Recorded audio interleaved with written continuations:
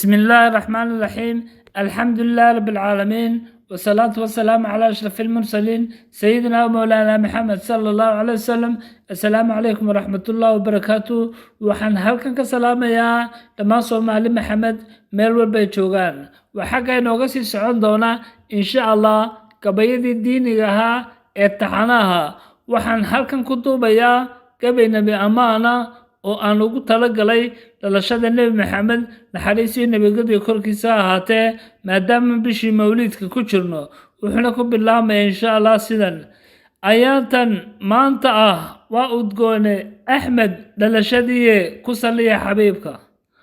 waa ayaan ashqara leh laguna helo amni buuxe adkeeya xuskiisa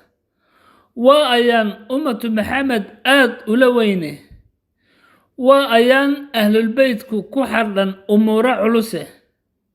وأيان كو أستيسن خير إيا سمان إيا أمانة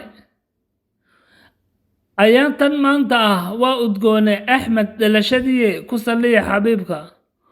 وأيان إفكالو نمعي ومد أدونك إذل كنوله وأيان مسلمكو إيد أهو لغو أنبت بحيه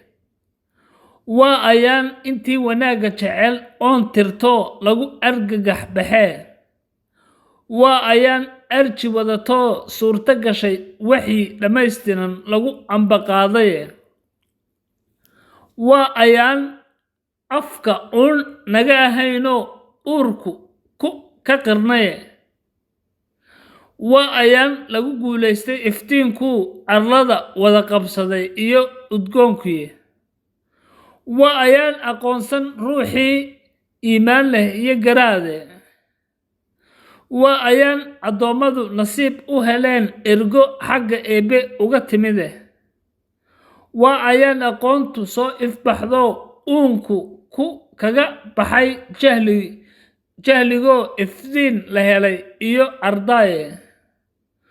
وأيان كو جوين أشروينو أقل إذنك على جنة لجاجة دسيه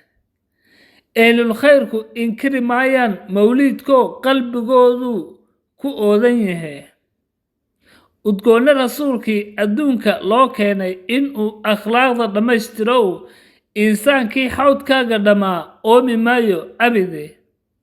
ayaatan maanta ah waa udgoone Axmed dhalashadii ku saliya xabiibka waad mahadsantiin dhammaantiin waxaan leeyahay maanta aan saliga nabiga basan insha Allah walaalayaal والسلام عليكم ورحمة الله وبركاته.